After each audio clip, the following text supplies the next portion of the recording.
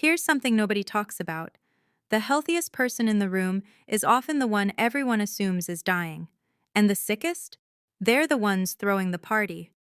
My mother chose a birthday celebration over surgery. But here's what made her go pale. I never said whose surgery it was, she assumed. And that assumption? It told me everything I needed to know about who was actually hemorrhaging. Spoiler, it wasn't the person who needed the operating table. My mom laughed when I said I'd share this story. She bet I wouldn't get a single subscriber. Let's prove her wrong together. You're here because somewhere in your chest, in that place where truth lives, before you have language for it, you already know something is wrong. Not wrong with you.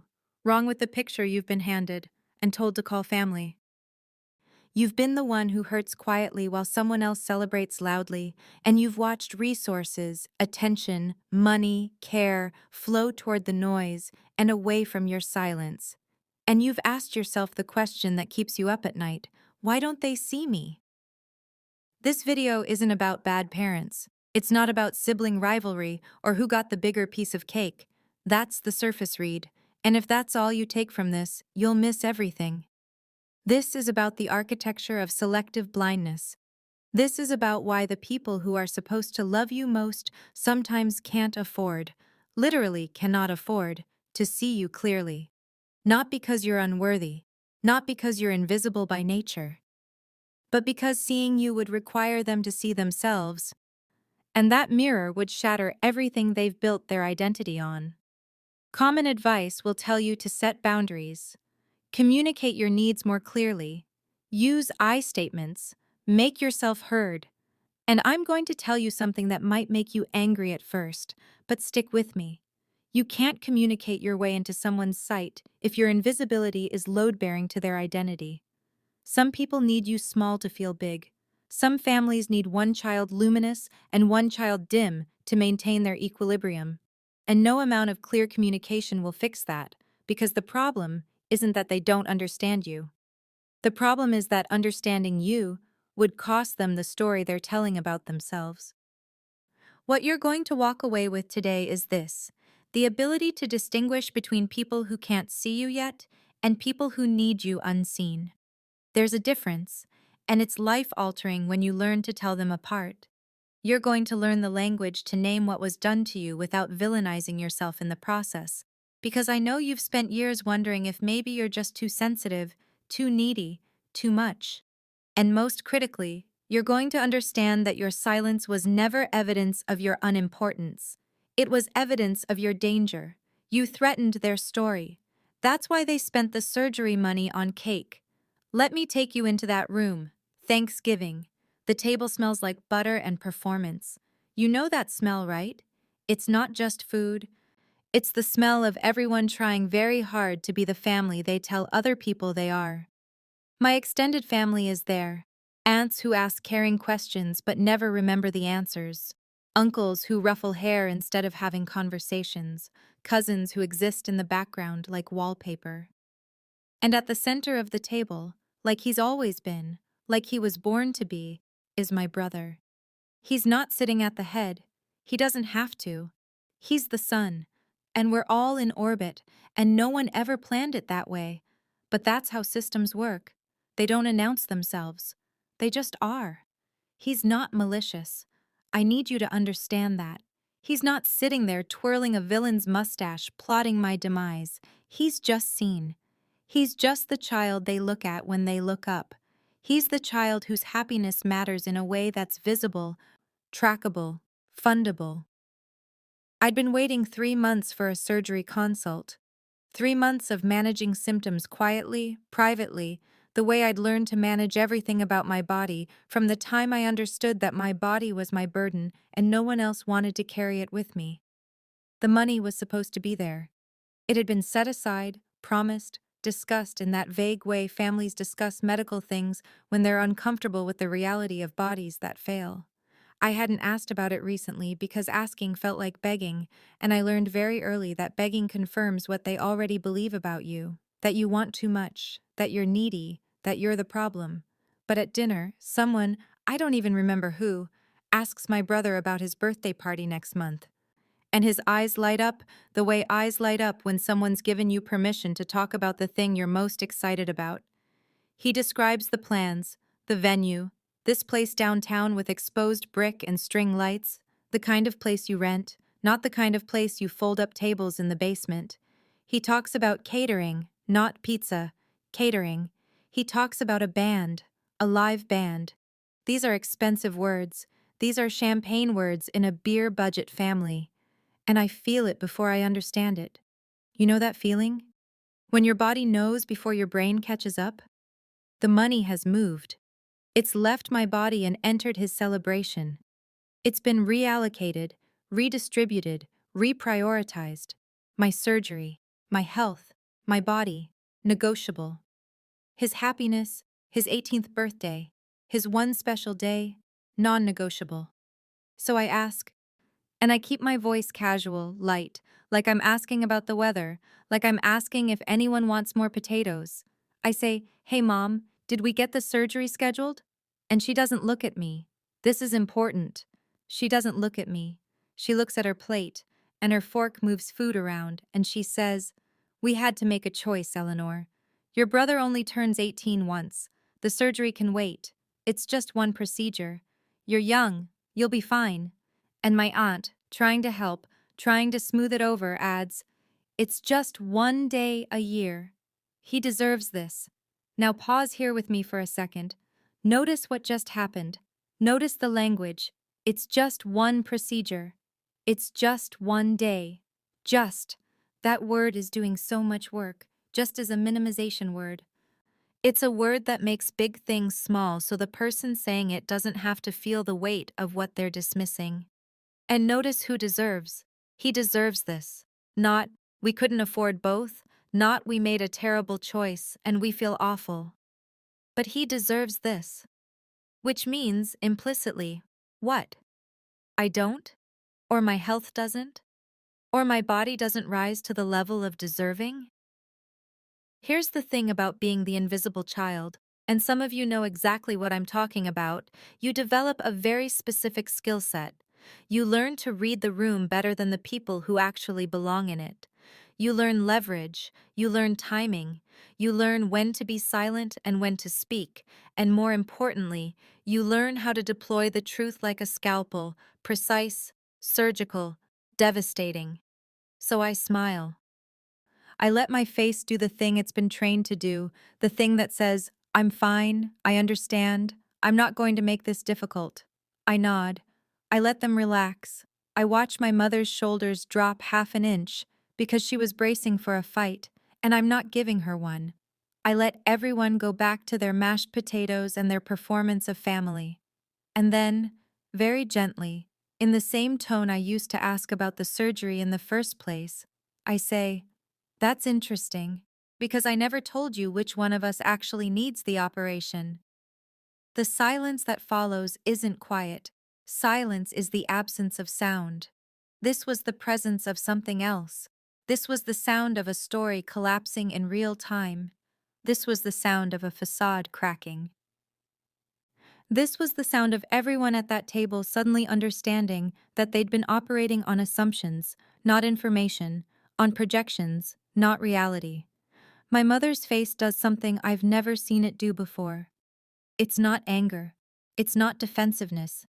It's terror. It's the face of someone who just realized they've been walking on a tightrope and they just looked down. My brother stops chewing.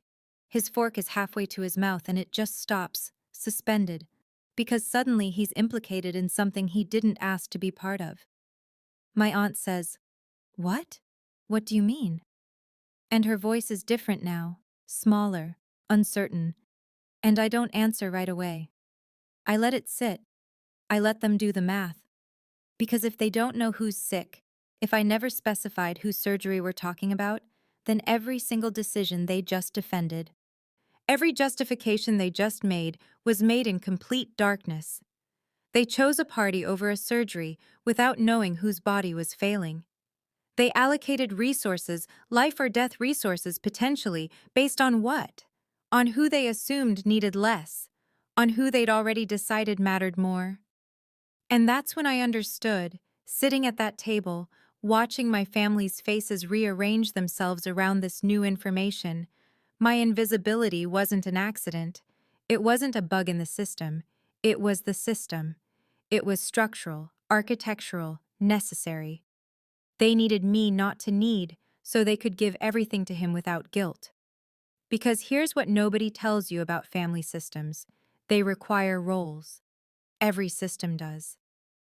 You need someone to be the successful one, someone to be the screw up, someone to be the peacemaker, someone to be the problem. And you need someone to be low maintenance.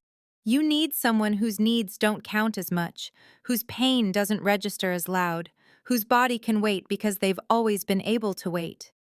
I was that someone. Not because I chose it, but because I was good at it. I was so good at being fine with nothing that they forgot I was surviving on nothing. My resilience became permission for their neglect. Let me give you a metaphor, because sometimes we need to step outside the story to see it clearly. Imagine two gardens, side by side, same soil, same sun, same rain falling on both. But one garden gets the gardener's attention every single day. Daily watering, careful pruning, fertilizer, concern over every yellow leaf, every sign of stress. The gardener talks about this garden. The gardener brings people over to look at this garden.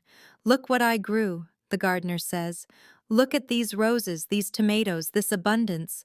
The other garden gets whatever's left over, if there's time, if there's energy, if nothing more important comes up, if the hose reaches, if the gardener remembers. Now here's the question: which garden learns to grow quietly? Which garden sends roots deep because surface water is unreliable? Which garden becomes self-sufficient not because it's stronger, not because it's better, but because it has no choice? It's adapt or die. It's figure out how to survive on scraps or don't survive. And here's the cruelest part. Which garden does the gardener brag about? The tended one. Obviously, the one that got everything. The gardener points to those blooming roses and says, "Look what I grew," as if deprivation and abundance produce the same fruit. As if the garden that survived on scraps isn't the actual miracle. You are the untended garden, and you've been trying to bloom your way into worthiness. You've been thinking, if I can just flower beautifully enough with no water, if I can just fruit abundantly enough with no fertilizer, they'll finally see my value. They'll finally understand what I've been doing with nothing. But here's the truth that breaks the spell. The truth that changes everything. They already know you're growing with nothing. That's exactly why they're comfortable giving you nothing. Your resilience is permission for their neglect. The fact that you've survived this long on scraps proves to them that you don't need more than scraps. And the tended garden, your brother, the golden child, he would die without attention. He's proven that. He needs constant care, constant resources, constant validation. So economically speaking, you're the safe place to withdraw resources from. You won't die. You won't even complain loudly. You've proven you can handle it. Until you can't. Until you don't. Until you make them say out loud what they've been doing in silence. That's what happened at Thanksgiving. I made the invisible visible. I turned on the lights in a room they needed dark. I forced them to articulate the math they'd been doing subconsciously. One child matters more than the other, and we've built our entire resource allocation system on that premise. And let me tell you what happened next, because this is important. My mother didn't apologize. She didn't break down and say, "Oh my God, Eleanor, you're right. What have we done? How did we not see this?" That's the movie version. That's the version where truth leads directly to transformation. The real version is messier. She got defensive. She said, "Well, you should have told us it was urgent. You should have said something. You're always so quiet about everything. How are we supposed to know?" And there it is, the reversal, the way dysfunction always protects itself. Suddenly the problem isn't that they didn't ask. The problem is that I didn't tell. Never mind that I did tell, 3 months ago, that I needed a surgery consult. Never mind that they had all the information they needed if they'd bothered to retain it. The failure is mine. The communication breakdown is mine. The invisibility I was forced into is reframed as a choice I made. This is what you're up against. This is why setting boundaries and communicating clearly doesn't fix systems like this. Because the system doesn't want to be fixed. The system wants to maintain itself. And maintaining itself requires someone to be small, someone to be wrong, someone to absorb the blame for its dysfunction. Now, I want to talk about the economics of family love, because this is where it gets really uncomfortable, and I need you to stay with me. Here's what nobody tells you. In many families, love is distributed based not on need, but on return on investment. The child who provides narcissistic supply, validation, reflected glory, social credibility, gets fed. The child who makes the parents look good, feel good, seem successful to the outside world, that child gets resources. The child who requires actual sacrifice, actual discomfort, actual seeing beyond the surface, that child gets managed, not nurtured. My brother wasn't loved more because he was better. He wasn't invested in more because he had more inherent worth. He was invested in more because he was louder, more socially visible, easier to brag about, more likely to reflect well on my parents. His happiness made them look like successful parents. My quiet competence just made me low maintenance, which made me low priority. And here's the brutal paradox that might make you want to throw something. The less you demanded, the less you received. Your lack of demands was interpreted not as maturity, not as self-sufficiency, not as strength, but as lack of need. You became proof that they were good parents. Look, Eleanor's fine with nothing. See? We didn't damage her. She's resilient. Meanwhile, you're internally starving, but your starvation is invisible, so it doesn't count. This isn't love. I need to say that clearly. This is resource allocation in a scarcity-based system where some children are assets and some children are expenses. And once you're categorized as an expense, once you're the child whose needs are costly rather than the child whose happiness is profitable, you're working against a tide you didn't create and can't control. Let me ask you something, and I want you to really sit with this. In your family, who gets believed immediately and who has to provide evidence? Who gets comfort when they're upset, and who gets told they're overreacting? Who gets their version of events accepted as truth, and who gets questioned, doubted, reframed? These aren't random patterns. These are the rules of the system showing you who has value and who has to earn it every single day. Okay, before we go deeper, I need to pause and ask you something. If this is landing, if you're feeling seen right now in a way you haven't been before, do me a favor. Not for the algorithm, although yes, it helps, but for you. Hit the subscribe button. Because what we're doing here, is naming things that don't usually get named. We're putting language to the invisible architecture of family dysfunction. And if you need regular reminders that you're not crazy, that the system was crazy, you're going to want to come back. And leave a comment. Tell me one thing. Just one. What did you stop asking for because you learned it was too much? Not because I need to know, but because you need to say it out loud, even if it's just typing it into a box on the internet. Naming it is the first step to reclaiming it. There are thousands of people here who get it, who've lived it, who will see your comment and think, me too. Oh my God, me too. You're not alone in this. But you have to let yourself be found. Now let's talk about why my mother's face collapsed the way it did. Why that question, I never told you who was sick, hit like it did. Because this gets to the heart of selective blindness as self-protection. When I revealed they didn't know who needed surgery, my mother's face didn't just show surprise, it showed devastation. Not because she didn't care about me, I actually think she does, in her limited way, but because seeing me clearly in that moment would require seeing herself clearly, and that was a mirror she couldn't afford. If she admitted out loud in front of witnesses that she'd chosen a party over a surgery without even asking who needed medical care, she'd have to confront a question that would dismantle her entire self-concept. What kind of mother am I? And she spent decades building an answer to that question. She's a good mother. She sacrifices. She provides. She loves her children. That's the story. That's the foundation of her identity. And my question, my 7 words, threaten to crack that foundation wide open. Your invisibility protects their identity. Read that again.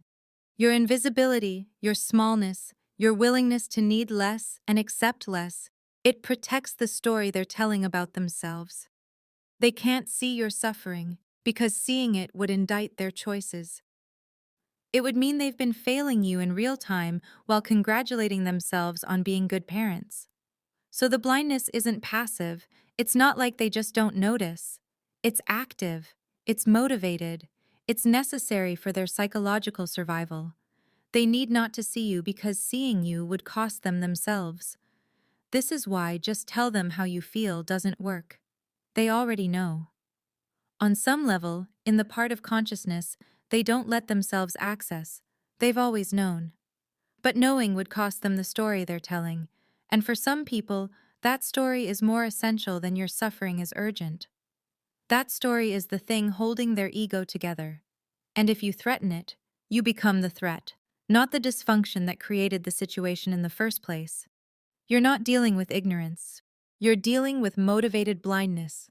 And you cannot educate someone out of a delusion that's holding their entire sense of self together. You can't logic someone out of a position they didn't logic themselves into. They didn't accidentally not see you. They needed not to see you. Let me tell you who was really sick in that room. You're probably waiting for me to say it was me, that I had some terrible diagnosis, that the surgery was life or death. Or maybe you think I'm going to say it was my brother, some twist where he's the one who actually needed medical care. But here's the truth. Everyone in that room was sick. Me, maybe, physically. That part's almost irrelevant now. But my mother? Sick with the need to keep up appearances. Sick with the inability to tolerate her own limitations. Sick with a value system so distorted that a party outweighed a body. My brother? Sick with being a symbol instead of a son. Sick with the pressure of being the golden child, which is its own prison. He didn't ask for that role. He's been performing it his whole life, and he doesn't even know what he'd be without it. My family system? Sick with the delusion that love is something you perform for an audience, rather than something you feel and act on in private. Sick with the equation that visibility equals value. The sickest person in a dysfunctional family is the system itself.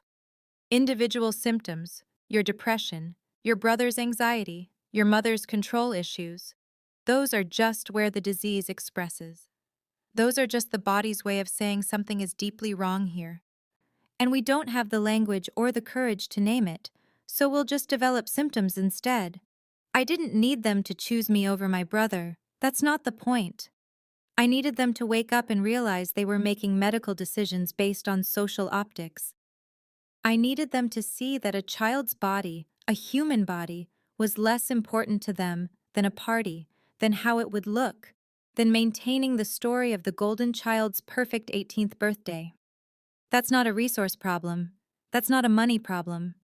That's a values problem. That's a sickness of priority, of sight, of soul. Here's something I bet you've never let yourself think all the way through. Why did you stay silent so long? Why didn't you speak up sooner? Why didn't you make them see you before it got to the breaking point? And you've probably blamed yourself for that. You've probably thought, if I'd just been clearer, if I'd just been louder, if I'd just demanded what I needed instead of quietly accepting what I was given, maybe things would be different.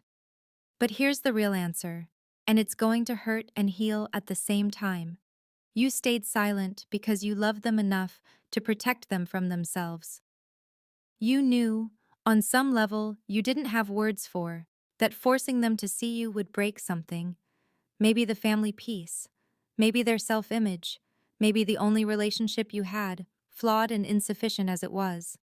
You knew that your visibility would come at a cost, and you weren't sure you could afford it, so you subsidized their comfort with your invisibility.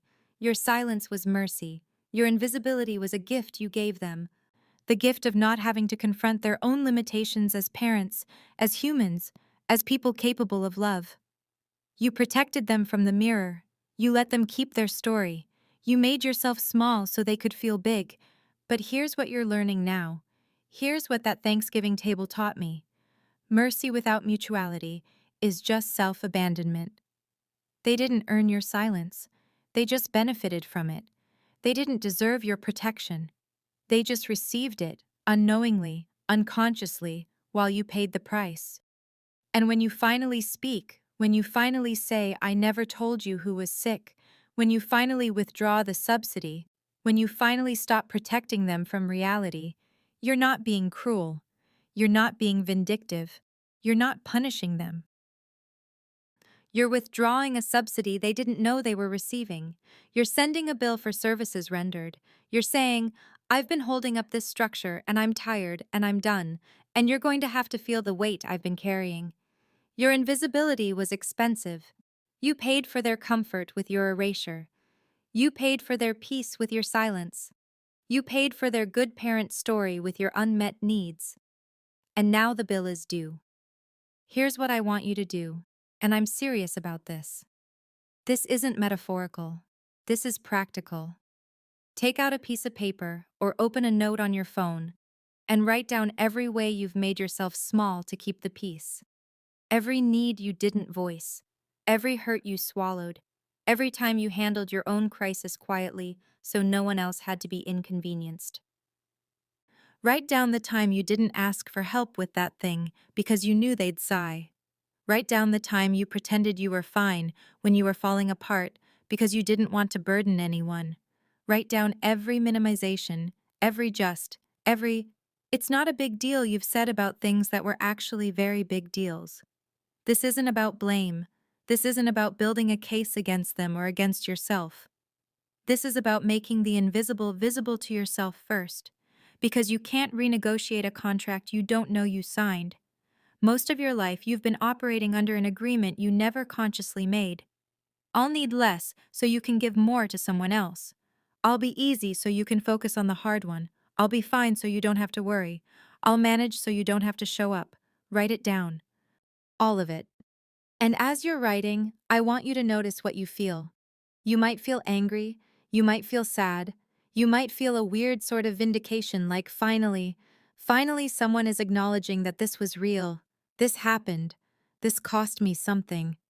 Let yourself feel it, all of it. Don't edit, don't minimize, don't do the thing you've always done, which is make your own pain smaller so it's easier for other people to be around. Witness it. Let yourself see the weight of what you've carried alone. Because here's what happens when you make the invisible visible. You stop being able to pretend it doesn't matter. You stop being able to gaslight yourself into thinking you're overreacting. The evidence is right there, in your handwriting, in your words. This happened. This was real. This cost you years of your life. And once you see it, you can't unsee it. And that's when the real work begins. Now I'm going to give you a question that changes everything. It's the question I asked at Thanksgiving, but it's also a framework you can use in every relationship, every dynamic, every situation where you suspect you're being misread or overlooked or assumed into a role you never agreed to. The question is, how did you know? When someone makes an assumption about you, about what you need, about what you can handle, about what you'll accept, ask them, genuinely, curiously, without aggression, "How did you know that? How did you know I was fine with this? How did you know my needs were less important? How did you know who was sick? How did you know I didn't want to be invited? How did you know I could handle it alone? How did you know I'd say yes?" This question is a scalpel. It exposes the gap between their story and reality. It forces them to articulate the assumption, and once they articulate it, once they have to say it out loud, they hear how baseless it is. Most of the time, they didn't know. They guessed. They projected. They assumed based on past patterns that you've been forced into, not based on present reality or actual communication. And sometimes, that gap, that space between what they assumed and what is actually true, that's where truth finally gets to live. That's where you get to say, "Actually, no, you didn't know, you assumed, and your assumption was wrong, and I've been living inside your wrong assumption for years. How did you know is a boundary disguised as a question. It's a way of saying you're operating on information you don't have, and I'm going to make you aware of that now. Use it. Practice it. Get comfortable with it. Because the people in your life have been making decisions about you based on who they need you to be, not who you actually are. And it's time to collapse that gap. Here's your new operating principle. And I want you to say this out loud, right now, even if you're alone, even if it feels silly. I will no longer subsidize other people's comfort with my disappearance. Say it again. I will no longer subsidize other people's comfort with my disappearance. This doesn't mean you become loud. It doesn't mean you become demanding or aggressive or perform need in the way the golden child does. It means you stop doing the invisible labor of managing other people's feelings about your needs. If you need something, you state it. Once. Clearly. Without apologizing for the need itself. You don't couch it in disclaimers. You don't minimize it preemptively so they don't have to feel bad about potentially saying no. You just state it. I need this. This matters to me. This is important. And then, and this is the hard part, you let them respond with their truth. And you believe them the first time.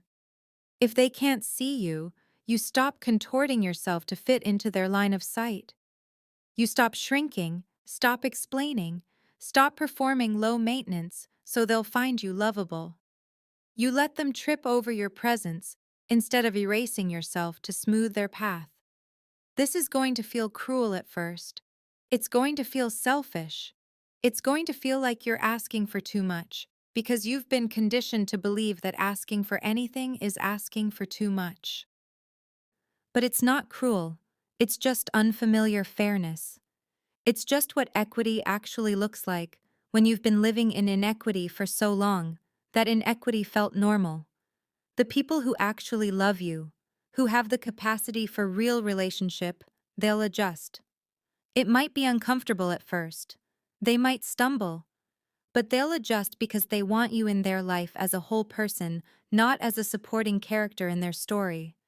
The people who needed you small will call you selfish. They'll say you've changed. They'll say they don't recognize you anymore. And that's how you'll know the difference. That's how you'll know who was invested in you and who was invested in the role you played. Let me tell you about the days after Thanksgiving, because this is the part nobody prepares you for. And before I do, I need you to pause the mental resistance I can feel building. I know you're thinking, maybe my situation is different, maybe I am too sensitive, maybe if I just tried harder. Stop. Just for a few more minutes, stop defending them and start defending yourself. And if you're ready to really do this work, if you're ready to stop shrinking, hit that like button. I know it seems small, but it's actually a promise you're making to yourself. I'm willing to see this clearly. I'm willing to stop protecting people who won't protect me. Do that now. Like this video, not for me, for the person you're becoming. And if you haven't subscribed yet, do it now, because we're about to go into territory that's going to make you uncomfortable, and you're going to need to be able to come back to this when the guilt kicks in, when the gaslighting starts again, when they tell you you're remembering it wrong. Subscribe so you can find your way back to the truth. I thought speaking the truth would be this liberating moment. I thought exposing the blindness would wake everyone up, shake the system, force some kind of reckoning that would lead to healing. Instead, I got silence. Not the shocked silence from the dinner table, the cold silence, the punitive silence, the silence that isolates. My mother didn't call. My brother sent one text. Why did you have to do that? Not, are you okay? Not, let's talk about this. But why did you have to do that, as if truth-telling was the violence, not the years of neglect that preceded it? Truth-telling in dysfunctional systems doesn't create intimacy, it creates exile. Because you've just become the living evidence of their failure, and evidence is uncomfortable to be around. Evidence asks questions. Evidence reflects. Evidence won't let you forget.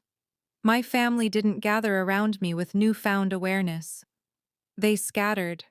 They circled the wagons around the version of the story they could live with, And that version required me to be the problem. I was too sensitive. I was starting drama. I was ruining a nice holiday over nothing. The same truth that liberated me isolated me. And I need you to understand this before you speak your truth, before you ask your "how did you know?" before you stop subsidizing their comfort. It might not bring you closer. It might push you further apart. Not because you're wrong, but because being right makes you incompatible with people who need the lie. You can't be both truthful and convenient. And families organized around convenience, around appearance, around maintaining a specific story, will choose the lie every single time. This is the loneliness nobody warns you about. The loneliness of being right in a room full of people who need you to be wrong. But here's what I learned in that loneliness, and this is critical. You can heal without them ever changing. Healing doesn't require their apology. It doesn't require their insight. It doesn't require them to suddenly develop the emotional capacity they've never had, and probably never will have. Healing is what happens when you stop waiting for them to become people they're not. I'm going to say that differently because it's so important. Healing is what happens when you grieve who they actually are and stop hoping for who they could be, if only they tried. If only they cared, if only they saw you. Reconciliation, that's different. Reconciliation requires mutuality. It requires both parties willing to inhabit reality together, to name what happened honestly, to feel the feelings that come with that naming, to grieve together, to repair together. And sometimes, often, the people who hurt you aren't capable of that. Not because they're monsters, not because they're evil, but because reconciliation would require them to experience a level of shame they're not equipped to metabolize. My mother would have to sit with the fact that she chose a party over her child's health without asking basic questions. She'd have to feel the horror of that, the shame, the guilt, the implications about what kind of mother that makes her. And that shame might destroy her sense of self, which is already fragile, already held together with denial and performance. So instead, she chooses distance. She chooses revision. She rewrites the story in her head until I'm the villain, until the problem was my timing or my tone or my tendency to hold grudges. Anything other than the actual problem, which is that she couldn't see me, and she still can't. You can grieve that. You should grieve that. And you can heal anyway. Healing is an inside job. Reconciliation is a collaboration. Don't confuse the two. Don't hold your healing hostage to their transformation. You'll be waiting forever, and you'll die unhealed, still waiting for permission you don't actually need. Here's the feeling nobody warns you about, and I need you to be ready for this: the guilt of outgrowing your family's emotional capacity. When you start seeing clearly, when you start naming patterns, when you stop accepting crumbs and calling it love, you will feel like you're betraying them. Because in a sense, you are. You're betraying the role they needed you to play: the quiet one, the easy one, the resilient one, the one who doesn't make waves, doesn't need much, doesn't complain. There's a specific grief in becoming a person your family can't recognize. It feels like you're the one breaking the relationship, even though the relationship was already broken. You're just the one refusing to pretend anymore. I remember the first time I said no to something unreasonable after Thanksgiving. It was a small thing, a request to host Christmas, even though I was barely speaking to anyone, even though I was exhausted, even though it made no logistical sense. And I just said no. Not no, but maybe next year, just no. And my mother's face, it wasn't anger, it was confusion, pure confusion, like I'd started speaking a language she didn't have a dictionary for. "Since when are you like this?" she asked. And I wanted to say, "I've always been like this. I've always had a no in me. I've always had needs and limits and boundaries. You just never had to know because I made myself digestible. I made myself easy to swallow. I pre-chewed my own needs so you didn't have to do the work of actually seeing me." But I didn't say that. I just said, "I'm like this now, and that had to be enough. You can't explain your growth to people who needed you stunted. They don't have the framework. You're not speaking different languages, you're living in different realities. And no amount of explanation will bridge that gap, because the gap is the point. The gap is what protects them from having to change. The guilt you feel when you outgrow them, that's not evidence you're doing something wrong. That's the sound of an old contract breaking. It's supposed to hurt. Breaking always hurts. That doesn't mean you re-sign. That doesn't mean you make yourself small again just to relieve the discomfort. You feel the guilt. You name it. You understand where it comes from. Years of conditioning that told you your job was to make them comfortable. And then you keep growing anyway. Okay, we need to pause here because we're at a crucial point, and I need to make sure you're still with me. And I need to make sure you know you're not alone in this. If this is hitting you in the chest, if you're feeling things you haven't let yourself feel before, I need you to do something for me and for you. Subscribe if you haven't. Click the bell. Not because I need the numbers, though yes, it helps this reach more people who need it, but because you need to bookmark this. You need to be able to find your way back when you forget, when you start doubting yourself again, when the gaslighting kicks back in and you wonder if maybe you're just too sensitive after all. And comment. Please. Tell me one thing. What's the role you've been playing that you didn't audition for? What's the part of yourself you've been shrinking to fit into their story? You don't have to write your whole history. Just one thing.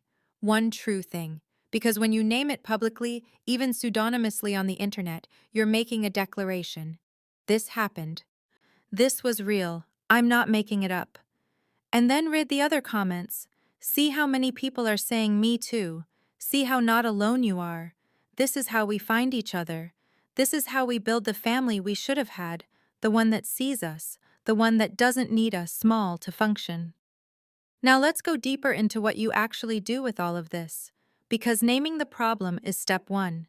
But you can't live in step one forever.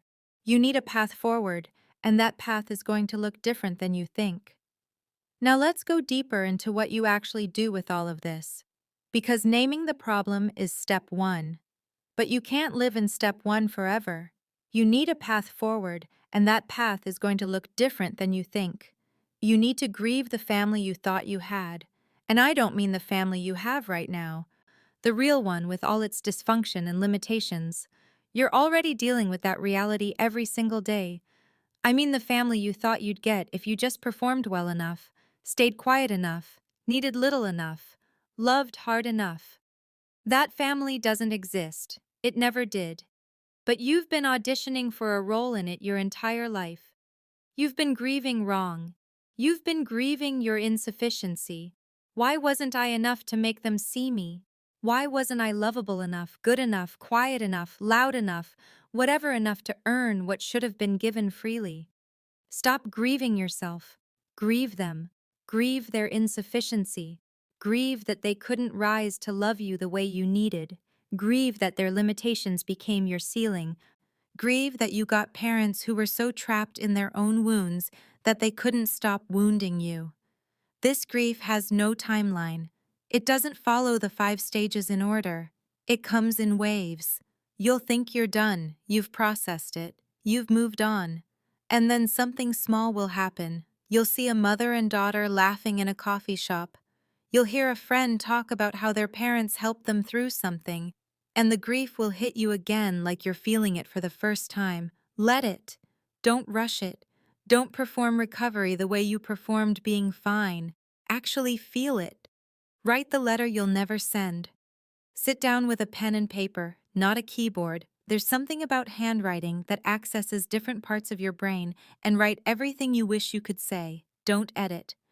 Don't make it fair. Don't worry about being the bigger person. Just write. Dear Mom, I needed you to see me, and you didn't. I needed you to choose my body over a party, and you couldn't. I needed you to ask questions before making decisions about my health, and you were too comfortable in your assumptions to bother. I needed you to love me as much as you loved the idea of being a good mother, and those two things were apparently incompatible. Write it all. The rage, the sadness, the betrayal, the longing. Write until your hand hurts. Write until you're crying. Write until you're empty. And then, this is important, don't send it. This letter isn't for them, it's for you. It's you witnessing yourself. It's you saying out loud, on paper, in permanent ink, this happened to me and it mattered, and I'm allowed to feel the full weight of it. You can burn it after. You can keep it. You can bury it in your backyard. Whatever feels right. But write it first. Say out loud, to an empty room if you have to. I needed you to see me, and you didn't. Feel how true that is. Feel how sad. Feel how not your fault. This grief is holy. It's not weakness. It's not you being stuck in the past. It's the birth canal of your freedom. You can't get to the other side without going through it. And going through it means actually feeling it, not just intellectually understanding it. Now I want you to do something that might feel clinical, might feel cold, but I promise you it's clarifying. I want you to do a relationship audit. Go through your relationships, not just family but friends, romantic partners, colleagues, everyone who has regular access to your energy and your heart. And ask this diagnostic question about each one. Does this person require my smallness to feel comfortable? Not, are they a bad person? Not, do they love me? Not, have they been there for me? But specifically, does my growth threaten them? Does my visibility inconvenience them? Does my need make them retreat?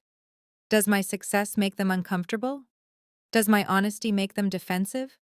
If the answer is yes, you don't necessarily have to cut them off.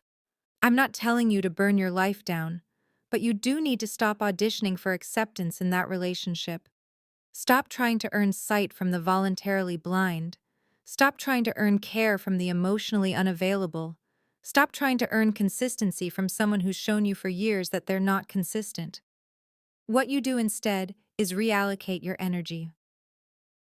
You give it to the people who don't need you dim to feel bright. You give it to the people who celebrate your growth instead of feeling threatened by it. You give it to the people who can handle your full humanity, not just the convenient parts. This doesn't mean you have to make dramatic announcements. You don't have to have a big confrontation where you tell them they've failed the audit. You just quietly, gradually, strategically withdraw your investment. You stop offering them the vulnerable parts of yourself. You stop seeking their validation. You stop hoping this will be the time they finally show up. You keep them in your life if you want to, but you downgrade your expectations to match their demonstrated capacity. They're not your person anymore. They're just a person you know. And that shift, internal as it is, changes everything. Here's your new contract, your new operating agreement for your life. I wrote mine after that Thanksgiving, after the silence, after I realized that hoping for them to change was killing me slowly. I'm going to share mine, and then I want you to write yours. Mine says, I will no longer perform low maintenance to earn love. I will state my needs clearly, once, without apology. I will let people respond with their truth, and I will believe them the first time. If someone shows me they can't see me, I won't shrink to fit their blindness. I will find people with better vision. My invisibility is no longer for sale. My silence is no longer a subsidy I'm offering. I am allowed to take up space. I am allowed to need. I am allowed to be seen. Write yours. Make it specific to your life, your patterns, your wounds. Make it honest. Don't write the version you think you should believe. Write the one you actually need to hear. Put it somewhere you'll see it. On your bathroom mirror, in your phone as a daily reminder, as the lock screen on your computer. Somewhere you can return to when the old patterns try to creep back in, when you feel yourself shrinking again, when someone's discomfort with your needs starts to feel like evidence that your needs are wrong. This is your declaration of independence from the economy that made you negotiate for crumbs. Now let's talk about the question everyone wants answered but no one wants to ask. Should you stay in contact with your family or not? People are going to pressure you for a clean answer. They want to know, are you estranged or are you reconciled? Have you forgiven them or have you cut them off? They want a binary because binaries are comfortable. They're easy to understand. They fit into existing frameworks. But the truth is often more complicated than that, and you're allowed to live in the complication. I'm in limited contact with my family. That's my answer. I show up for some things when I have the emotional bandwidth, when I've prepared myself, when I know what I'm walking into. I don't show up for everything. I don't show up hoping for transformation anymore. I don't arrive expecting them to suddenly become fluent in the language of my needs. I've downgraded my expectations to match their capacity. And that's not bitterness. That's not holding a grudge. That's realism. That's accepting what is, instead of hoping for what could be. They can't give what they don't have. My mother doesn't have the emotional capacity to see me clearly without her ego shattering.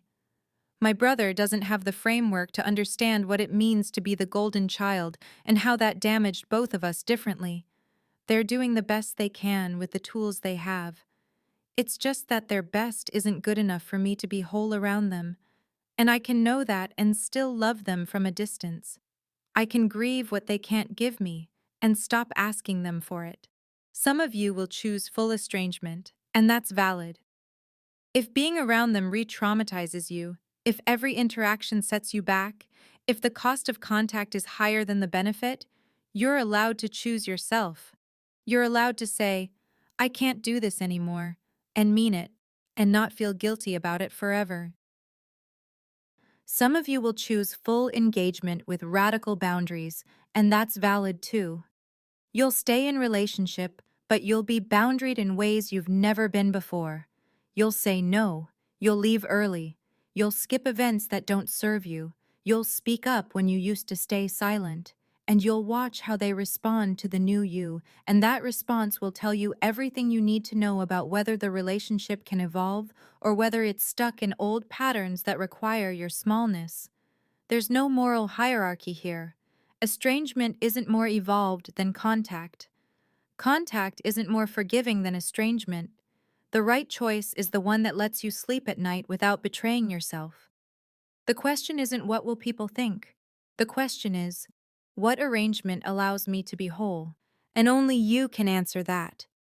Not your therapist, not your friends, not the internet, not me. You. You get to decide what you can tolerate and what you can't. You get to decide what's worth preserving and what needs to be released. And whatever you decide, you're allowed to change your mind later. This isn't a binding contract. If you choose contact and it's destroying you, you can choose distance. If you choose estrangement and you want to try again, you can. You're allowed to experiment. You're allowed to figure this out as you go. Just don't let anyone else's comfort dictate your choice. Don't stay in contact because it would hurt them if you didn't. Don't go no contact just because someone told you that's what healthy people do. This is your life, your healing, your decision. Here's what surprised me, and I want to tell you this because it might give you hope in a moment when hope feels dangerous. When I stopped performing, some people left, and some people stayed. The ones who stayed weren't always the ones I expected. My aunt, the one who said it's just one day a year at that Thanksgiving table, she called me 2 weeks later. She didn't apologize exactly. She didn't say, Eleanor, I was wrong. I see it now. I'm sorry. That's not how people like her operate.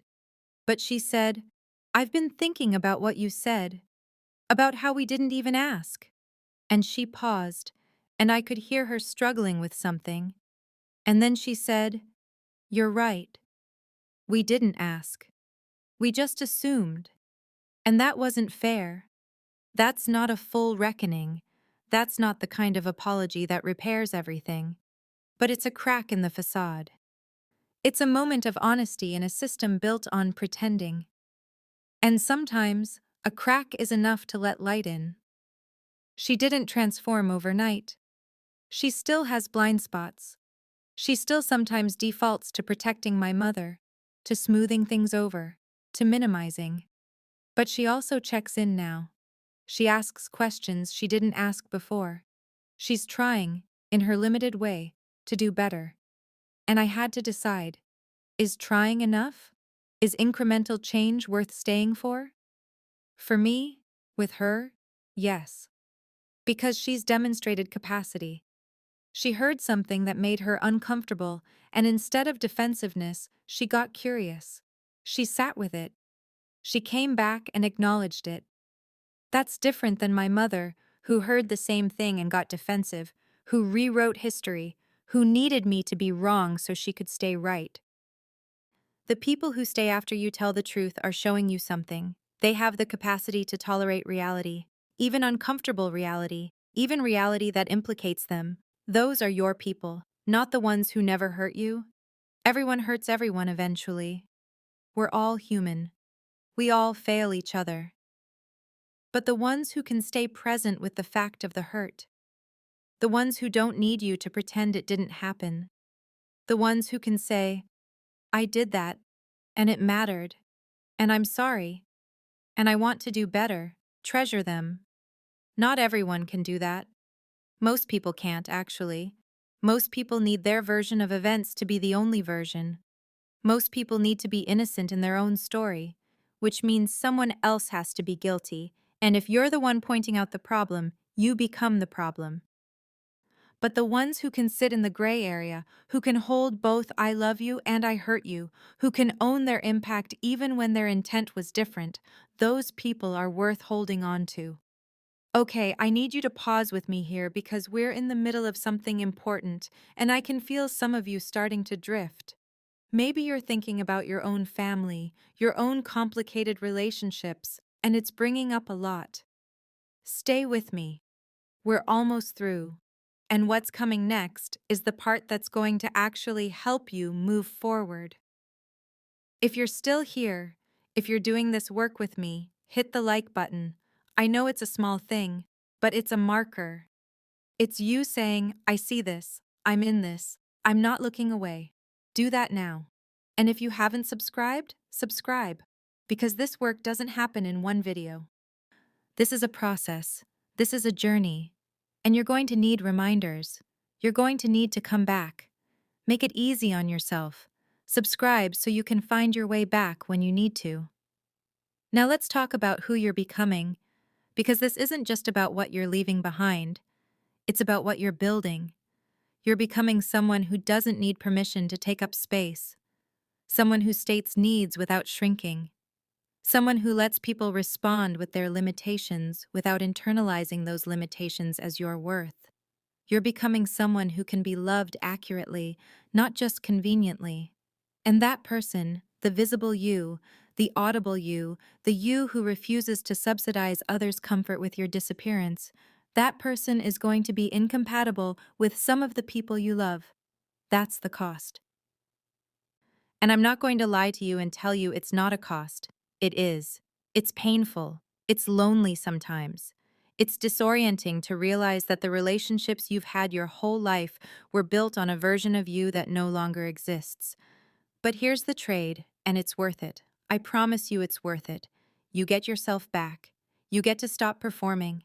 You get to stop doing the exhausting mental math of how little can I need to be lovable.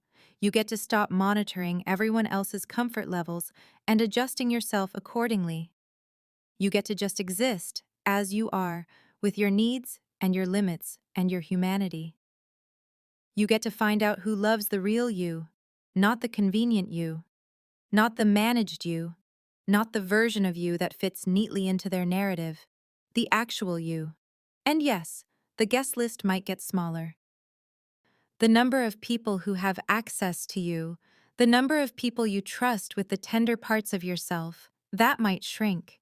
And that's going to feel like loss at first. But the love will be actual, it will be mutual, it will be based on reality, not performance. And that kind of love, even if there's less of it, is more nourishing than an ocean of love that requires you to be someone you're not. That's not a loss, that's a liberation.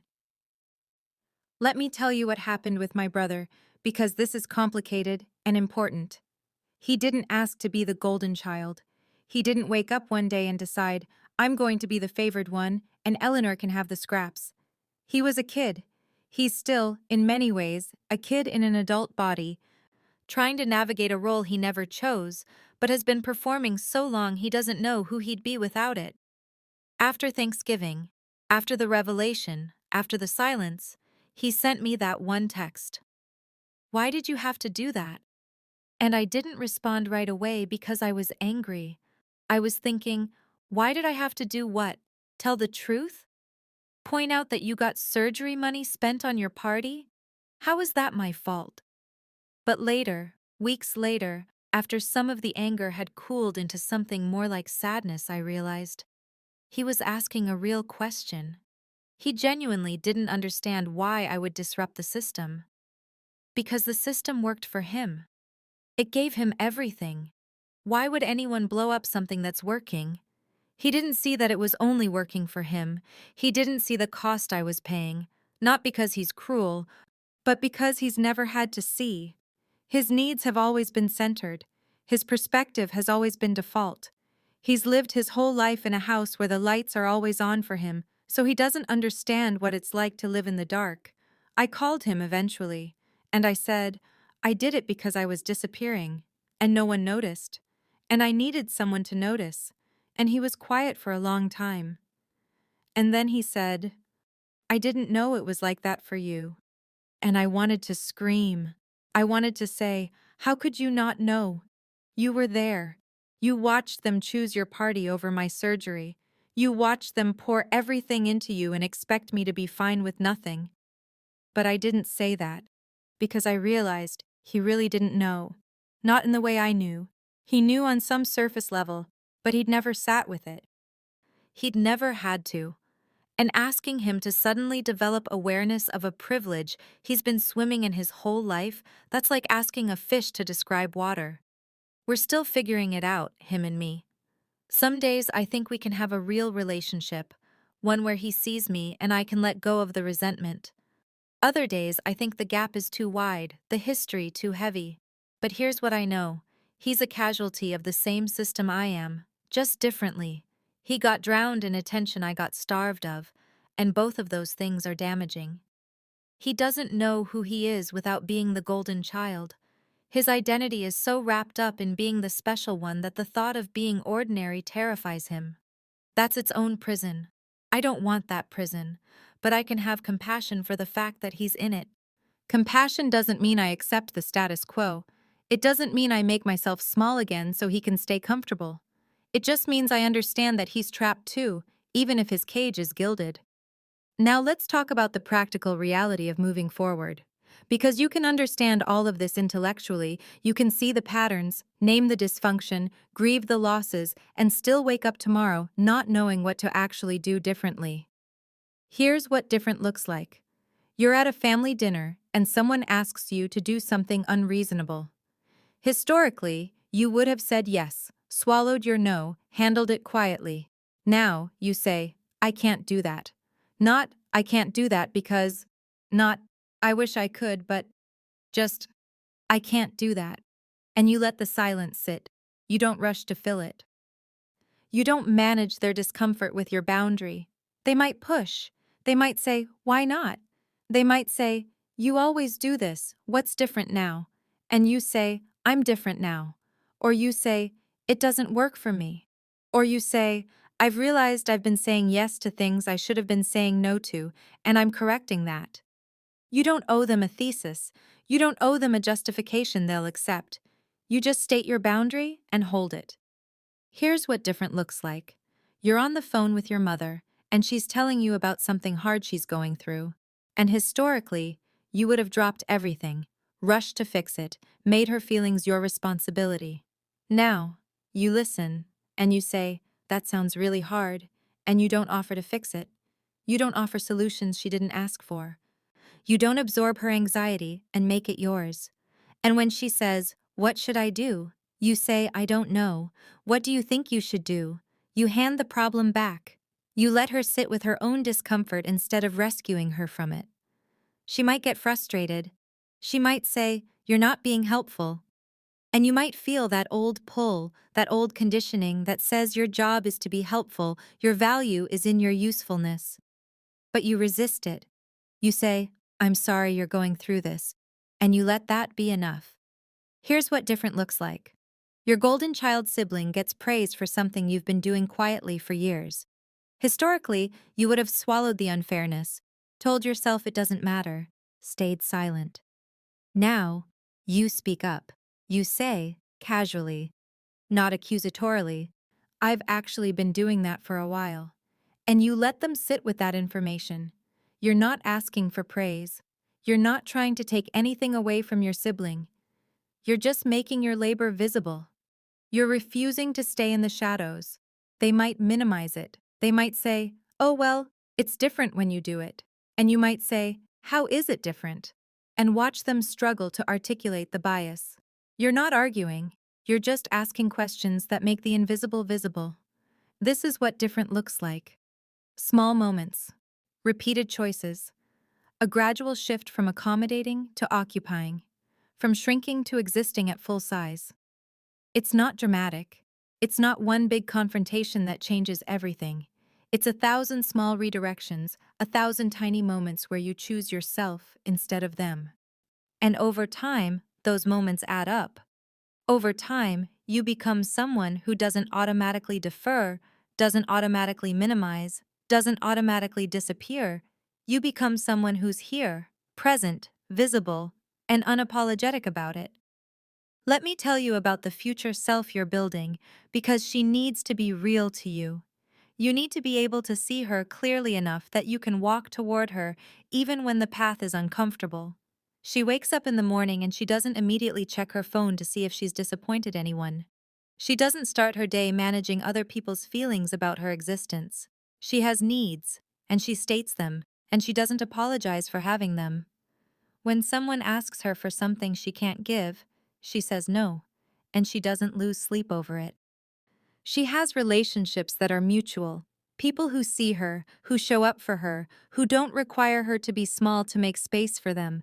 And when someone shows her they can't do that, she believes them and she adjusts accordingly.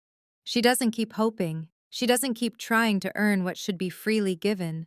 She knows the difference between people who are safe and people who are familiar. She knows that familiar isn't the same as good. She knows that longing for someone doesn't mean they're good for her. She's built a life where her presence isn't negotiable, where her needs aren't luxuries, where her voice matters, not because she's earned it through performance, but because she's a human being and that's enough. She still has hard days, she still grieves sometimes, she still feels the pull of old patterns, the urge to make herself small, to smooth things over, to accommodate when she should advocate. But she catches herself now, she notices, and she makes a different choice. She's not perfect, she's not healed in some final, complete way, but she's free.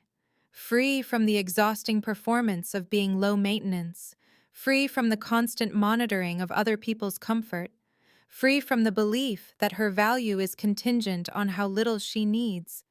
That's who you're becoming. Can you see her? Can you feel her?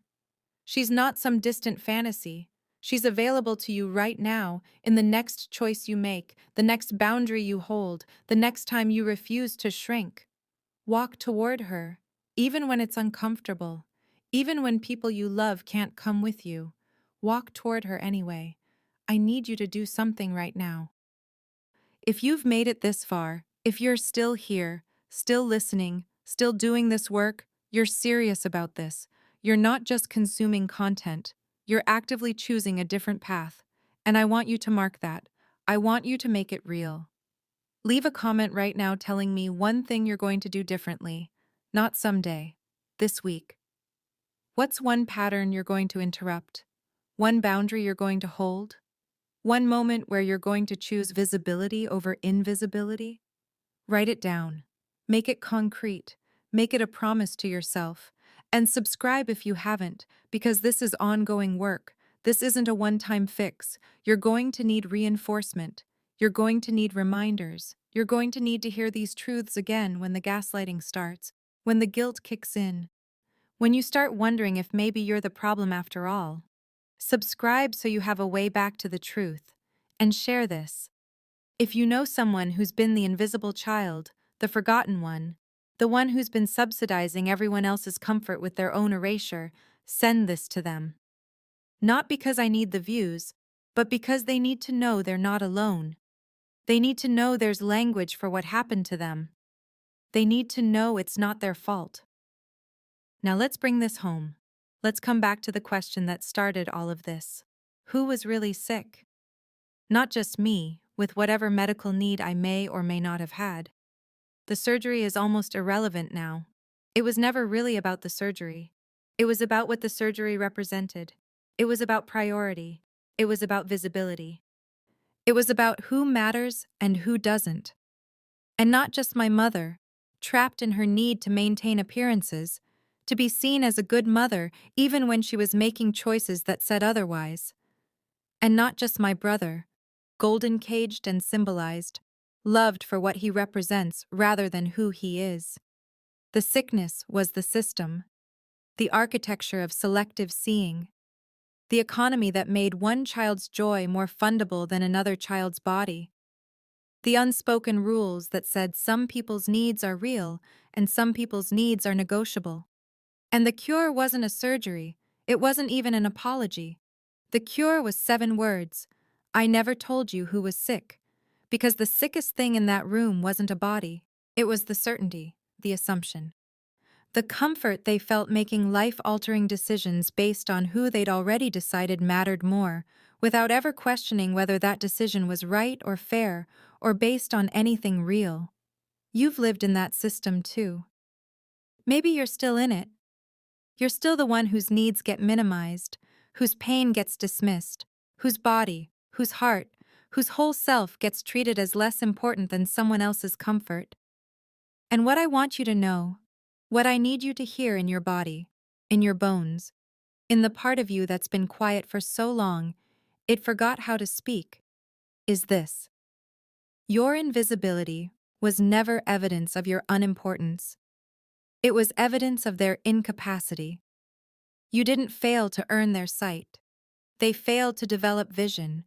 The problem was never that you were too much or not enough.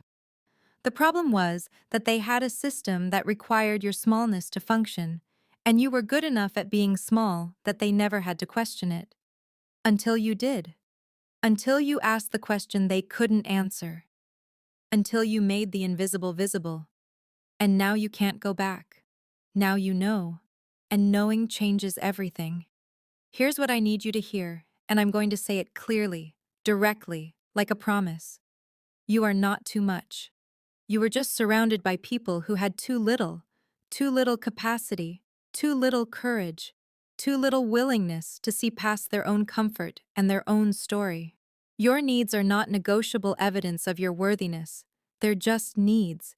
Human, reasonable, non-optional needs. The need to be seen, the need to matter, the need to have your body, your health, your whole self treated as important. And the people who made you feel like needing was a betrayal, like having requirements was asking too much. They were protecting themselves, not assessing you. You don't have to shrink anymore. You don't have to perform low maintenance. You don't have to earn the right to be seen. You're not broken. You've just been living in a system that required your smallness to function. A system that needed one child bright and one child dim to maintain its balance. A system that was sick, and that sickness expressed through you, but it wasn't yours. It was never yours. And you're done functioning that way. Say it with me, out loud if you can, whispered if you have to, but say it. I will no longer subsidize other people's comfort with my disappearance. Say it again. I will no longer subsidize other people's comfort with my disappearance. That's your mantra now. That's your North Star. That's the thing you come back to when the old patterns try to creep in, when someone's discomfort with your boundaries makes you want to fold, when the guilt of taking up space feels heavier than the cost of shrinking. You will no longer subsidize other people's comfort with your disappearance. You will state your needs. You will hold your boundaries. You will let people respond with their truth, and you will believe them the first time. You will stop auditioning for acceptance from people who need you small. You will find your people, the ones who don't need you dim to feel bright. The ones who can handle your full humanity. The ones who celebrate your growth instead of feeling threatened by it. And you will build a life where your presence isn't negotiable, where you matter, not because you've earned it through perfect performance, but because you're here, you're human, and that's enough. That's the life waiting for you on the other side of this. That's the future self you're walking toward with every boundary you hold, every truth you speak, every moment you refuse to shrink. She's real. She's possible. She's available to you right now. Walk toward her. If this landed, if you felt seen, if something shifted in you while you were listening, I need you to know you're not alone in this. There are thousands of people who've watched this video, who've lived this story in their own families, who understand exactly what you're feeling right now. Subscribe to this channel, not because I need the numbers, but because you need the community. You need the reminders. You need to know that on the days when you doubt yourself, when the gaslighting kicks back in, when you start wondering if maybe you're just too sensitive, there's a place you can come back to where people will tell you the truth. You're not crazy. The system was crazy. Found. Because isolation is how dysfunction maintains itself. Connection is how we heal. And like this video, share it with someone who needs it. Not because it helps the algorithm, though it does, but because someone in your life is living this right now, and they don't have words for it yet. Give them the words. Give them the framework. Give them permission to stop shrinking. You're not alone. You're not too much. You're not the problem. You're just finally, blessedly, beautifully done being too little. I see you, the real you, the full-sized you, the you who takes up space and has needs and refuses to disappear. And I'm honored you're here. I'll see you in the next one.